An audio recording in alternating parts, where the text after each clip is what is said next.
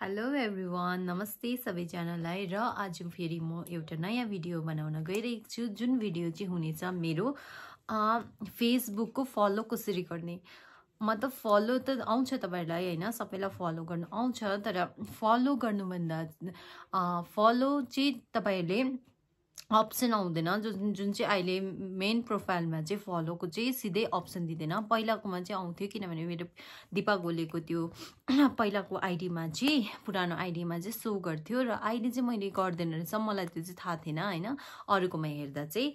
So अनि त्यसैले चाहिँ मेरोमा प्रोफाइलमा चाहिँ यति बिघ्न फ्रेन्ड रिक्वेस्ट छ, 200 भन्दा पनि ज्यादा फ्रेन्ड रिक्वेस्ट छ। साथीहरूले फ्रेन्ड रिक्वेस्ट पठाउनु भएको छ, र म चाहिँ एक्सेप्ट गर्नु सक्दिनँ, किनभने मेरो 5000 जना फ्रेन्डहरूलाई अलरेडी एक्सेप्ट गरिसकेको छु, र म चाहेर पनि गर्नु सक्दिनँ।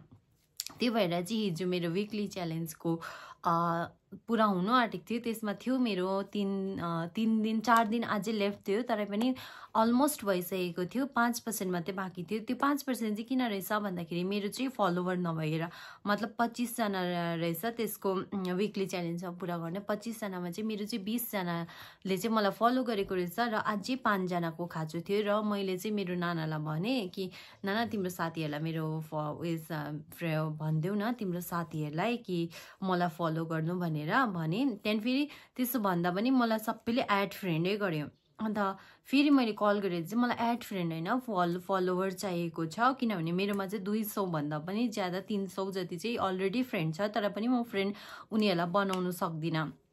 सो तपाईहरुले चाहिँ जसलाई पनि सपोर्ट हैन, सपोर्ट या फ्रेन्ड रिक्वेस्ट पठाउन चाहनुहुन्छ भने चाहिँ म तपाईहरुलाई डिटेल्समा बताइदिन्छु। मेरो भिडियोलाई स्किप नगरी हेर्नु होला, र कसरी चाहिँ गर्नुपर्ने भनेर चाहिँ डिटेल्समा बनाइदिएको छु, जो चाहिँ मेरो लागि एकदमै युजफुल भयो। मैले भने हैन यसरी गर्नु भनेर, त्यहाँ चाहिँ मेरो चाहिँ विकली च्यालेन्ज पनि हिजो कम्प्लिट भयो।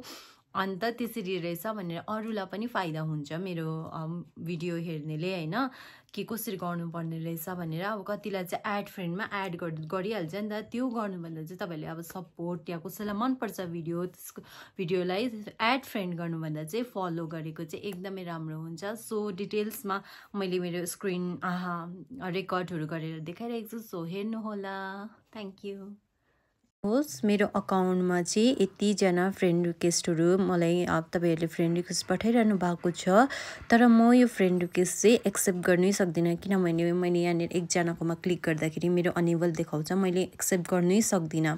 जसलाई गरे पनि यहाँनिर जतिजनाले पनि मलाई अब पठाइरहनु भएको छ हैन फ्रेन्ड रिक्वेस्ट, तिनीहरूको एक्सेप्टै गर्नु सक्दिनँ।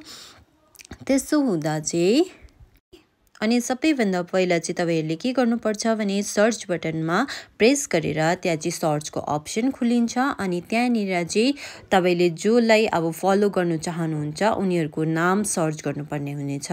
अनि यहाँ चाहिँ म मेरो नाम सर्च गर्दैछु, दिपा गोले।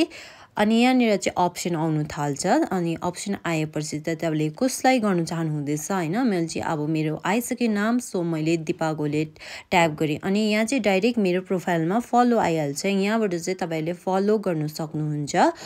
कसैलाई पनि फ्रेन्ड रिक्वेस्ट नपठाएर चाहिँ तपाईले फलो गरेको चाहिँ राम्रो हुन्छ। अनि यहाँनिर एड फ्रेन्ड आइरहेको छ, यिनीहरूलाई अब उनीहरूको 5000 जना फलोवर्स भइसकेको छ भने चाहिँ कसैलाई पनि गर्दा पनि तपाईहरुको एक्सेप्टै हुँदैन। सो प्लिज कसैलाई पनि फ्रेन्ड रिक्वेस्ट पठाउनु भन्दा चाहिँ फलो गरेको राम्रो होला। Thank you. तपाईहरुलाई यो भिडियोले अलिकति पनि हेल्प या मलाई त धेरै भएको छ, मैले दिए हैन। सो प्लिज यो भिडियो मन परे लाइक शेयर गर्न नभुल्नु होला। Thank you so much.